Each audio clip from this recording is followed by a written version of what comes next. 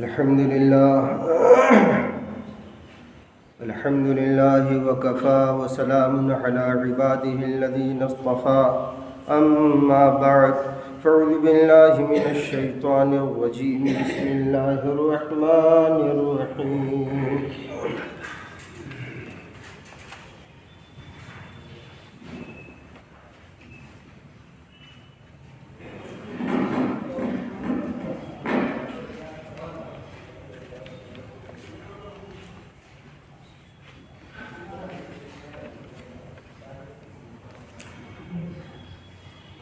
لقد جاءكم رسول من أنفسكم عزيز عليه ما عنتم حريص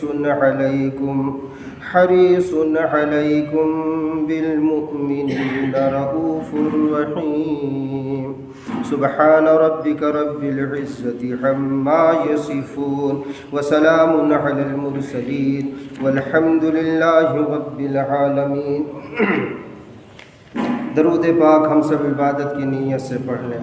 اللہم صلی علی محمد وعترتہ بعدد کل معلوم لک۔ کئی ہفتوں سے آپ صلی اللہ علیہ وسلم کی زندگی بیان ہو رہی ہے، آپ کی شان، آپ کی عظمت اللہ کی دی ہوئی توفیق سے بیان کیا جا رہا ہے۔ دعا فرمائیے اللہ پاک ہم سب کو اپنے نبی کی محبت عطا فرما دے۔ معرف القرآن تفسیر کی ایک کتاب ہے، سورۃ الاحزاب کی تفسیر اس دن پڑھ رہا تھا تو اس میں ایک بات ملی، وہ بات سنا دوں، مناسبت کی ہے جو مضمون چل رہا ہے، انشاءاللہ فائدہ ہوگا۔ حضرت والا مفتی شفیع صاحب نور اللہ مرقدہ لکھتے ہیں کہ نور محمدی کن کو ملتا ہے، یعنی آپ صلی اللہ علیہ وسلم کی محبت کا نور، اللہ کی محبت کی چاشنی، اللہ کی معرفت و محبت کا نور، یہ کس کو ملتا ہے وہ بیان فرما رہے ہیں۔ کہہ رہے ہیں نور محمدی کس کو ملتا ہے، کہیے صلی اللہ علیہ وسلم۔ فرمایا جو جتنی محبت و تعظیم اور درود شریف کا زیادہ اہتمام کرے گا، جو جتنی محبت و تعظیم یعنی آپ صلی اللہ علیہ وسلم کی اور درود شریف کا زیادہ اہتمام کرے گا، اس نور کا حصہ زیادہ پائے گا۔ اب ہم لوگ اپنے بارے میں غور کریں کہ درود پاک کا اہتمام ہم لوگ کتنا کرتے ہیں۔ جتنا کر رہے ہیں بس نور محمدی کے ملنے کا اتنا حصہ تصور کریں۔ اب ایک بات یہاں اور یاد آ رہی ہے، مجدد الملت حضرت مولانا شاہ اشرف علی تھانوی، سب کہو رحمت اللہ علیہ کی، بڑے پائے کے بزرگ اور عالم دین گزرے، تصوف اور سلوک کے بہت سی غلط رسومات کو انہوں نے کھرچ کر پھینک دیا۔ عوام کے اندر اتنی غلط رسمیں رواج پا گئی تھی کہ حضرت نے اصلاح الرسوم ایک کتاب لکھی۔ اب اندازہ کیجئے آپ کہ کتنی غلط چیزوں کو جو امت میں پنپ رہی تھی اللہ پاک نے ان کے ذریعہ سے دور کیا۔ یہ فرما رہے ہیں حضرت حکیم الامت، کیا فرما رہے ہیں کہ تم اولیاء میں دو چیزیں دیکھو۔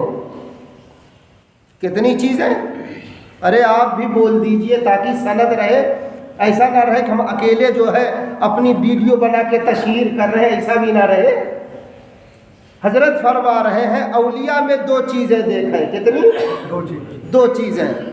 نمبر ایک، علم نبوت کی روشنی جو مدرسوں سے مل رہی ہے، علوم نبوت کی روشنی دیکھو اس ولی میں، اس اللہ والے میں ہے کہ نہیں۔ وہ شریعت کی تعلیم دیتا ہے، نبی کی زندگی کی تعلیم دیتا ہے، یا کوئی اور تعلیم دے رہا ہے؟ اس لیے سب سے پہلے اولیاء میں یہ دیکھو کیا علم نبوت کی روشنی، نمبر 2 اس کے اندر یہ دیکھو کہ محبت خداوندی کی گرمی کتنی ہے۔ سبحان اللہ، کیا کہا؟ محبت خداوندی کی گرمی اس ولی میں، اس اللہ والے میں کتنی ہے۔ یہ دیکھو، 2 چیزیں دیکھو تو سمجھ جاؤ یہ اللہ والا ہے۔ اب دوسروں کو اللہ والا سمجھنا وہ تو دور کی بات ہے، ہم لوگ اپنے اندر دیکھیں کہ کیا محبت خداوندی کی گرمی ہم سب کے دلوں میں محسوس ہو رہی ہے؟ حرارت ہے؟ ہمارا آپ کا دل کیا اللہ اور نبی کی محبت میں کچھ گرم ہے یا کسی اور کی محبت میں گرم ہے؟ آج کل کے نوجوانوں کو تو گرمی اگر دیکھنی ہو سسرال کی گرمی، ماشاء اللہ، ایک دفعہ ماں کہہ دے بابو آج سسرال نہ جائے ہے، سمجھ جائے دیکھے فوراً کہے گا کہاں ہے، اور اتنی بڑی بڑی آنکھ نکالے گا بیل اور بھینس کی طرح، کاہے نہ جائی ہو؟ یہ کون بات بھائی؟ دیکھیے آپ، اس سے کیا پتہ چلتا ہے؟ اس کا جوش کیا بتا رہا ہے؟ اس کا جوش یہ بتا رہا ہے کہ مجھے سسرال سے بے پناہ محبت ہے۔ ماں جی آپ ایسا کیوں حکم کر رہی ہیں؟ تو سسرال کے جوش کی اور وہاں کی گرمی ایک جملے سے ظاہر ہو رہی ہے، ہماری آپ کے اللہ اور نبی کی محبت کی گرمی کیسے ظاہر ہوگی؟ ارے بھائی کام کی بات بتا رہا ہوں کہ نہیں؟ تو یہ کب ظاہر ہوگی، کیسے ظاہر ہوگی؟ ہاں، محبت خداوندی کی گرمی، اس کی حرارت تہجد میں پتہ چلتی ہے۔ فجر کے لیے جب ہم آپ اٹھتے ہیں وقت پر، اطمینان سے سنت اور فرض پڑھیں، تب گرمی پتہ چلتی ہے۔ 5 وقت کی نماز کا اہتمام ہو تو سمجھ جائے گرمی ہے محبت خداوندی کی۔ تلاوت نصیب ہو رہی، سمجھ جائیں، نبی پر درود پڑھنا نصیب ہو رہا، سمجھ جائیں، توبہ کی توفیق مل رہی ہے، سمجھ جائیں کہ محبت خداوندی کی گرمی ہے، حرارت ہے۔ اگر نہیں ہے تو کیسا دل ہے؟ کیسا دل ہے؟ یہی حرارت، یہی گرمی، یہی جوش، یہی ولولہ، یہی جذبہ ہمارے تمہارے نبی صلی اللہ علیہ وسلم پیدا کرنے کے لیے دشمنوں کی مار کھا رہے تھے۔ ان کے صحابہ دشمنوں کے ہاتھوں اپنی ذلت سہ رہے تھے کہ کاش کسی شکل سے ساری انسانیت اللہ کی محبت میں مچلنے لگے، نبی کی محبت میں تڑپنے لگے، بس اور کوئی وجہ نہیں۔ آپ یہی محبت، ارے تبھی تو حدیث پاک میں آتا ہے، پیارے آقا فرماتے ہیں اذکروا اللہ تعالی، اذکروا اللہ تعالی حتی یقولوا مجنون۔ تم اللہ کا ذکر اتنا کرو، ایسے کرو کہ لوگ تمہیں مجنوں کا ہے۔ سبحان اللہ، کیا کہے؟ مجنوں کا ہے۔ اب یہ مجنوں والی صفت کب ظاہر ہوگی؟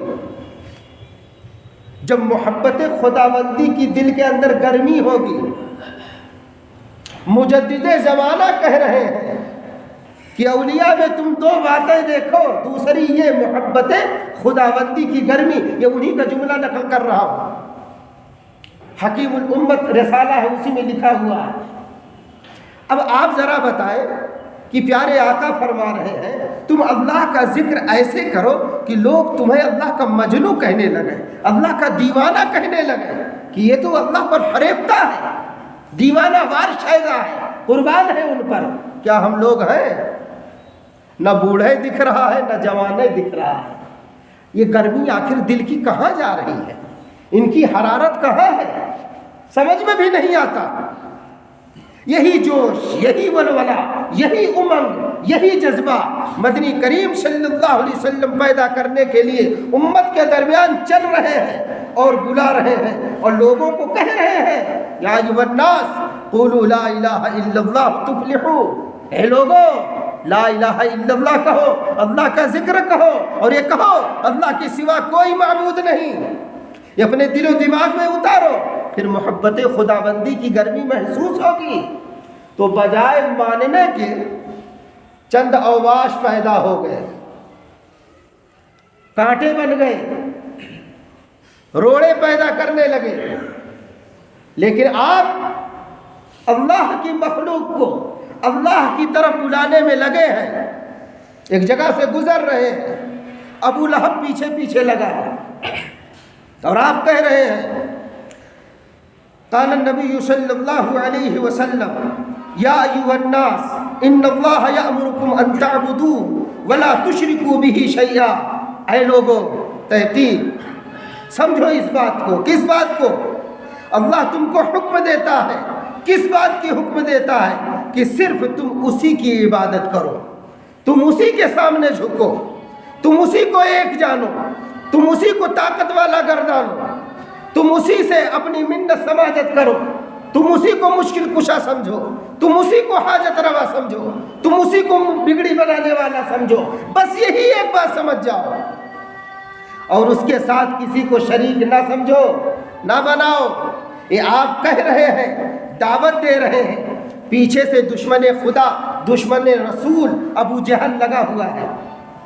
وہ کیا کہہ رہا ہے؟ یا ایھا الناس ان ھذا یأمرکم ان تترکوا دین آباءکم. اے لوگوں، ان کے کہنے پر تم اپنے باپ دادا کا دین چھوڑ دو گے؟ تم ان کے چکر میں اپنے آبا و اجداد کا دین چھوڑ بیٹھو گے؟ واہ! وہ تو کہہ رہے ہیں اپنے دل کے اندر اللہ اور نبی کی محبت کی گرمی پیدا کرو، جوش پیدا کرو، ولولہ اور جذبہ پیدا کرو. اور دشمن خدا کیا کہہ رہا ہے؟ ان کی باتوں میں نہ آؤ، ان کی باتوں میں نہ آؤ. پتہ یہ چلا کہ جب جب حق کی آواز اٹھے گی، جب جب کوئی اللہ کی طرف بلانے والا داعی اللہ کی طرف بلائے گا، تب تب ہر دور میں اس آواز کو دبانے کے لیے اگر ابو جہل نہیں، ابو لہب نہیں، تو ان کی جیسی صفت رکھنے والے، ان کی اولاد نما، وہ ہمارے آپ کے راستے میں روڑے بنیں گے، مانے بنیں گے، رکاوٹیں ڈالیں گے. لیکن یاد رکھیں، ہم جتنا سچے ہوں گے، ہم جتنا سچے ہوں گے، ہمارے اندر جتنا خدا طلبی ہوگی، ہمارے اندر جتنا اللہ کی چاہت ہوگی، ہمارے اندر، ہمارے دل میں جتنا اللہ کی محبت کی گرمی ہوگی، یہی گرمی، یہی تپش، یہی جذبہ پھر ان تمام دشمنوں پر بھاری پڑے گا. کیوں؟ کیونکہ ان جذبات کے ساتھ جب بندہ اللہ کی بارگاہ میں آتا ہے، اللہ کی چوکھٹ پہ آتا ہے اور اللہ کی صدا لگاتا ہے اور اللہ کی طاقت کو بلاتا ہے، تو پھر اللہ کی مدد آتی ہے. یہی جذبہ آج ہم مسلمانوں کا سرد پڑ گیا، ٹھنڈا پڑ گیا. کسی چہرے سے، کسی دل سے محبت خداوندی کی گرمی ٹپکتی ہوئی نظر نہیں آ رہی ہے. سرد مہری کا شکار ہو گئے. اس لیے تھوڑا تھوڑا معاملہ ہوتا ہے، ہم ڈر جاتے ہیں، ہم کانپ جاتے ہیں، دکانیں بند کر کے بھاگنے لگتے ہیں. اب آپ کہیں گے واہ صاحب کیا ہم لڑیں؟ نہیں، ہمیں لڑنا نہیں ہے. ہم آپ کو نہ ہمارے بڑے لڑنے کی تعلیم نہیں دیتے. آپ وہیں ڈٹ کر رہیے اور دیکھیے کون حق پر ہے، کون باطل پر ہے.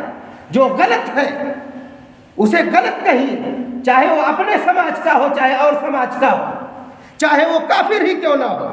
اگر وہ حق بجانب ہے تو آپ کہیے نہیں، اس وقت یہ حق پر ہے. اور اگر ہماری قوم کا، چاہے ہمارے جیسا تہجد گزار ہو، اگر وہ غلطی پر ہے تو پوری قوم یہ کہے کہ نہیں مولانا آپ غلطی پر ہیں، آپ اپنی غلطی تسلیم کیجئے، تو قوم سلامت رہے گی، قوم کے لوگ سلامت رہیں گے، قصبہ سلامت رہے گا، ملک سلامت رہے گا. تو پھر بتائیے ہم کریں کیا؟ وہ لوگ ظلم پر ظلم کرتے ہیں، نہیں، ہمیں وہیں رہ کر انہی آفیسران کا ساتھ دینا ہے اور ان سے کہنا ہے کہ جو غلط ہے اس کے خلاف FIR آپ درج کیجئے، قصبے کو بچائیے، ملک کے امن و امان کو بچائیے، قصبے کی امن اور شانتی کو بھنگ نہ ہونے دیجیے. آپ کہیے، آپ مقدمہ درج کرائیے. پھر کیا ہوگا اس سے صاحب؟ بہت کچھ ہوگا. آپ ڈٹ کر مقابلہ کیجئے. جب یہ FIR ہو جائے آپ غلط لوگوں کی گرفتاریاں کروائیے. یہ گرفتار ہو کر جائیں گے, چند لاٹھیاں کھائیں گے, پولیس ٹارچر کرے گی انہیں, تب ان کا دماغ ہوش میں آئے گا. اب ہمارے آپ کے سمجھانے سے یہ نہیں سمجھنے والے, ہمیں آپ کو بھی ماں بہن کی گالیاں دے دیں گے. قصبہ کا امن خراب ہو, لوگ بے عزت ہو, قوم ذلیل ہو, انہیں کیا پرواہ. کتنی مشکل سے, کتنی جفا کشی سے, کتنا خون دے کر اور کتنی جانیں دے کر اسلام کو ہم تک پہنچایا گیا, اور آج اسلام کو بدنام کرنے والے ہم لوگ. تبھی حضرت حکیم الامت کہتے ہیں کہ تم کوئی ایسا کام نہ کرو جس کی وجہ سے اسلام بدنام ہو, دین بدنام ہو, نبی کے دامن پر کیچڑ اچھالا جائے کہ دیکھو محمدی لوگ ایسے ہوتے ہیں, دین اسلام کے ماننے والے ایسے گندے لوگ ہوتے ہیں. نہیں, ہم سمجھنے کی کوشش کریں.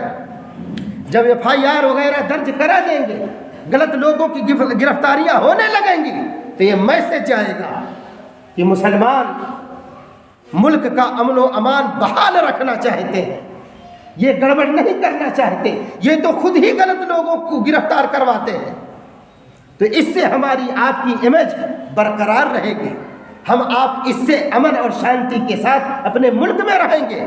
اب آپ کہیں گے نہیں, انصاف نہیں ہوتا, عدالتیں ایسی ہیں ویسی ہیں, تو یاد رکھیں, آپ کو یاد ہوگا جس دن اپنے ملک میں ایسا فیصلہ ہوا تھا, اللہ کے گھر کو ہضم کرنے کی کوشش کی گئی تھی.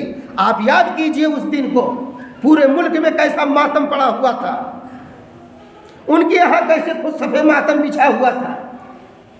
ان کے یہاں بھی سوجھ بوجھ رکھنے والے لوگ کہہ رہے تھے غلط ہوا غلط ہوا, لیکن ہاں فرعون کا دربار ہے نا, ہر موسیٰ تو نہیں پیدا ہو جائے گا, ہر ایک موسیٰ تو نہیں بن جائے گا, ہر ایک ہارون علیہ السلام تو نہیں ہو جائیں گے.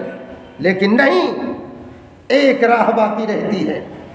اگر دیکھیں FIR درج ہونے میں یا مقدمہ درج کرنے میں آناکانی کی جاتی ہے, تو 2 رکعت پڑھ کے حاکم الحاکمین کی دربار میں فریاد رکھی جائے. اچھوں کا دل وہ پلٹ دیتے ہیں. کرکرے جیسے آفیسر سے دنیا خالی نہیں ہے. اگر ایک کرکرے آفیسر دنیا سے چلا گیا ہے یا اس کے ساتھی دیگر چلے گئے ہیں, تو اللہ اور آفیسران پیدا کر سکتا ہے جو صحیح طور پر اپنی ڈیوٹی دیں گے انشاءاللہ. لیکن ہاں, ہم غلط نہ کریں, ہم غلط نہ کریں جس سے کہ اسلام بدنام ہو, ہمارے آپ کے نبی صلی اللہ علیہ وسلم کے دامن پر کیچڑ آئے. ایسا نہ کریں. دیکھیے, آپ صحیح تعلیم دے رہے ہیں اور صحیح نہج پر صحیح فکر کے ساتھ اللہ کے بچھڑے بندوں کو اللہ کی طرف بلا رہے ہیں, لیکن پیچھے سے ابو لہب کہتا ہے ان کی باتوں میں نہ آئیے, یہ ایسے ہے بس ہے, یعنی دماغ ان کا گڑبڑ ہے, یہ تو مجنون ہے, پاگل ہے, ساحر ہے, دیوانے ہیں, ان کی باتوں میں کہاں. لیکن نہیں دوستو, انہی میں سے اللہ پاک پیدا کر رہے ہیں. دیکھیے چند دنوں کے بعد کیا ہوا, آپ کوہ صفا سے گزر رہے ہیں, صفا پہاڑی سے, وہاں ابو جہل ہے, آپ کو روک کر آپ کی شان میں نازیبا کلمات کہتا ہے اور نہ جانے کیا کیا واہی تباہی بکتا ہے. آپ کو پتہ نہیں کس کس رنگ ڈھنگ سے اس نے ٹارچر کیا. آپ خاموش رہے, کچھ نہیں کہے, آپ صبر کرتے ہوئے آگے نکل گئے. ایک گھر کے اندر سے حضرت عبداللہ بن جدعان, ان کے گھر کے اندر سے ان کی ایک خادمہ, ایک نوکرانی, یہ تمام منظر دیکھ رہی تھی. ابو جہل نے جو ہمارے آپ کے نبی صلی اللہ علیہ وسلم کے ساتھ کیا تھا, حضرت حمزہ رضی اللہ عنہ جو ان کے چچا ہمارے آپ کے نبی صلی اللہ علیہ وسلم کے, ابھی یہ ایمان نہیں لائے تھے, یہ شکار پر گئے ہوئے تھے. تو ان کی عادت شریفہ تھی، جب یہ شکار سے واپس آتے تو سب سے پہلے آپ حرم مکی تشریف لے جاتے، حرم کے اندر۔ اس وقت جو بھی عبادت کا طریقہ تھا وہ کرتے تھے اپنا، لیکن تاریخ سے یہ پتہ چلتا ہے کہ عام طور پر جب یہ لوگ بھی دکھی ہوتے تھے تو کعبۃ اللہ کا غلاف پکڑ کے یا کعبہ کے اندر جا کے اللہ کے سامنے آہوازاری کرتے تھے۔ ابھی آگے اس روایت میں بتاتا ہوں۔ تو ادھر سے گزر رہے تھے، اتنے میں وہ خادمہ دیکھی، اس نے کہا حمزہ آئے؟ کہا یہاں آؤ۔ کہا کیا ہوا؟ کہا جانتے نہیں ہو ابو جہل نے آپ کے بھتیجے کے ساتھ کیا کیا؟ کہا کیا کیا؟ کہا ارے انہیں بہت لعن طعن کیا ہے، بہت کچھ سنایا ہے۔ اس کا اشارہ یہ تھا کہ ایسے ایسے جملے کہے ہیں، ایسے ایسے جملے کہے ہیں جس سے جگر چھلنی ہو جاتا ہے۔ بس حضرت امیر حمزہ رضی اللہ عنہ کو جوش آ گیا۔ یہی جوش دیکھیے ابھی بھتیجے کی نیت سے آیا ہے۔ حضرت امیر حمزہ رضی اللہ عنہ کے دل میں یہ جو جوش ولولہ اور جذبہ پیدا ہوا ہے بھتیجے کی نسبت سے، ابھی رسول کی نسبت سے نہیں ہوا ہے۔ تو جب جوش اور جذبے میں جب یہ بھرے تو سیدھے حرم میں گئے اور چند اوباشوں کے ساتھ بیٹھ کے ابو جہل مشورے کر رہا تھا، میٹنگ کر رہا تھا۔ آپ جب پہنچے تو اپنی دھنس نکالے، کمان، اور کہا ابو جہل تیری یہ ہمت میرے رہتے ہوئے اور میرے بھتیجے کو تو نے ایسے سنایا، تجھ میں جرات کیسے ہوئی؟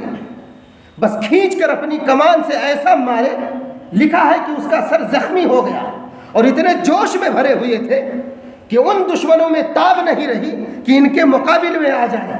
تو فوراً ان کا جوش، ان کا جذبہ، ان کا ولولہ دیکھ کر وہ ابو جہل کانپ گیا اور اپنے ساتھیوں کو بھی روک دیا کہ نہیں، ان سے بھی بات مت کرو۔ اسی جوش، اسی جذبے میں حضرت امیر حمزہ رضی اللہ عنہ کہتے ہیں کہ سن، اگر تجھے لگتا ہے میرے بھتیجے محمد بے دین ہیں تو میں اعلان کرتا ہوں آج سے بھی میں ان کا دین قبول کرتا ہوں۔ سبحان اللہ، میں بھی آج سے ان کے دین پر ہوں، جو کرنا ہو تجھ کو کر لے، وہی حالت فقض ما انت قاض، جو کچھ اکھاڑنا بنانا ہو بنا لے، دیکھتا ہوں تو کیا کر لیتا ہے۔ حق پرست یوں ہی بولا کرتا ہے باطلوں کے درمیان، چھپ کر نہیں رہتا، لیکن شرط ہے حق پر ہو، اور حق کا ساتھ اللہ دیتا ہے۔ اس لیے بزدلی چھوڑو، اور بزدلی آتی ہے کہاں؟ جب آدمی حق پر نہیں ہوتا، حق پر ہوتا ہے بزدلی نہیں آتا۔ پوری قوم کو کیا ہو گیا؟ ایسی بزدل تو یہ قوم نہیں تھی۔ ہمارے آپ کے نبی صلی اللہ علیہ وسلم نے ہم میں تم میں تو جذبہ بھرا تھا، ہمت کا جذبہ بھرا تھا، بزدلی سے نکالے تھے، ایک دوسرے کی ہمدردی سکھائے تھے۔ لیکن ہائے ہائے آج ہمیں کیا ہو گیا؟ ہم تو بس ان کا پیر کھینچنے میں لگ گئے، ان کی شکایت میں لگ گئے۔ دیکھو جذبہ، اب یہ تو کہنے کو تو کہے، مارنے کو تو مارے، لیکن جب پلٹ کے گھر آئے رات میں تو حضرت حمزہ رضی اللہ عنہ سوچنے لگے کہ کہنے کو تو میں کہہ دیا ہوں کہ میں بھی بھتیجے کا دین قبول کر لیا ہوں، جبکہ قبول نہیں کیے تھے، جوش میں بولے تھے۔ ہوتا ہے آدمی نا، چل میں بھی یہی کروں گا، دیکھوں کیا کر لیتا ہے، تو کوئی ضروری نہیں آدمی کیا ہی ہو یا کر لے، بعد میں کہتا ہے۔ اب یہ کہہ دیے، لیکن جب کہہ دیے ہیں تو اب ان کے دل میں بات آ رہی، اگر میں دین قبول کر لیتا ہوں، اپنے بھتیجے کا کلمہ پڑھ لیتا ہوں، تو اہل مکہ کیا کہیں گے، میرے خاندان قریش والے کیا کہیں گے، اور اگر میں مر گیا تو لوگ کیا کہیں گے۔ اب یہ کشمکش میں ہے، اور اگر بھتیجے کی بات نہیں مانتا ہے تو میرے بھتیجے کا دل ٹوٹے گا، اس کے دشمنوں کو اور شاہ مل جائے گی، میرا بھتیجا کمزور پڑ جائے گا، میرے بھائی کا بیٹا کمزور پڑ جائے گا، اس کا مشن کمزور پڑ جائے گا، میں کیا کروں۔ لکھا ہے آئے ہیں حرم میں، بہت دیر تک اللہ کے حضور روتے رہے، اللہم ان کان رشدا فاجعل تصدیقہ فی قلبی، اے اللہ مجھے ہدایت دے، میرے قلب کو ایسی طاقت دے کہ یہ حق قبول کر لے۔ جب کوئی بندہ صدق دل سے اللہ کے سامنے فریاد کرتا ہے تو اللہ پاک ایسے کی فریاد کو رد نہیں کرتے۔ بعض کتابوں میں لکھا ہے کہ آپ جب صبح اٹھے ہیں تو آپ کا سینہ شرح صدر سے بھرا ہوا تھا کہ نہیں حمزہ تم قبول کر لو اسلام۔ اور بعض کہتے ہیں کہ ایک آواز سنے تھے، بعض کہتے ہیں خواب دکھایا گیا۔ بہرحال صبح ہوئی تو آپ ہمارے آپ کے نبی صلی اللہ علیہ وسلم کی غلامی اپنا چکے تھے۔ سبحان اللہ۔ ابو جہل کمزور، اس کی پارٹی کمزور، باطل کمزور پڑ رہے ہیں۔ پھر آگے چل کر جب حضرت عمر رضی اللہ عنہ ایمان لائے تھے تو یہی کہے تھے کہ پیارے آقا اب چھپ کر اللہ کی عبادت نہیں ہوگی۔ کیونکہ اللہ سچا، آپ سچے، آپ کا لایا ہوا دین سچا، تو پھر چھپ کر کیوں؟ اے حمزہ، ایک طرف آپ ہو، ایک طرف میں ہوتا ہوں، آپ اپنی تلوار نکالیں، میں اپنی تلوار نکالتا ہوں۔ پیارے آقا بیچ میں آپ ہو، یہ رہبری کیجئے۔ 40 کا قافلہ تھا، سنو، 20 ایک طرف، 20 ایک طرف، بیچ میں ہمارے تمہارے نبی ہیں۔ یہ 40 کا قافلہ چل رہا ہے، پوری دنیا کفر لرزہ طاری ہے، ان پر کپی طاری ہے، کسی میں دم اور خم نہیں کہ آئے اور سوال کر لیں۔ پیارے آقا نماز ادا کرتے ہیں، حضرت عمر اعلان کرتے ہیں جس کی بیوی کو رانڈ ہونا ہو، جس کے بچے کو یتیم کرنا ہو، آئے آج عمر کی تلوار سے ٹکرائے۔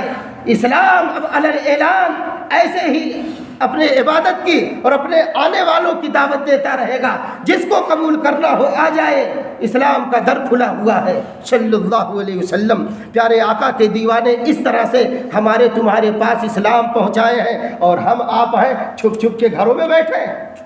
میں یہ نہیں کہتا، لیکن جتنا کہا گیا اتنا تو کریں۔ FIR درج کرائیں، آفیسران کا ساتھ دیں، صحیح بات درج کرائیں، اور وہاں رہیں موقع پر۔ ایسے با اثر لوگوں کو بلائے فون کر کے، یہ نہیں کہ جو سوچا ہے فیصلے لیتے رہیں، نہیں۔ پھر دیکھیے ایک میسج جائے گا کہ ایسی قوم ہے جو خود غلط لوگوں کی گرفتاریاں دیتی ہے اور غلط لوگوں کے خلاف مقدمہ دائر کرتی ہے۔ ہم خود قانون سے کھلواڑ نہ کریں۔ کیونکہ ہم آپ بدنام ہو چکے ہیں۔ اس بدنامی کو دھونا ہے، کوئی ایسا کام نہ کریں، چاہے قصبے میں ہو، چاہے موڑ پر ہو، چاہے کہیں اور ہو۔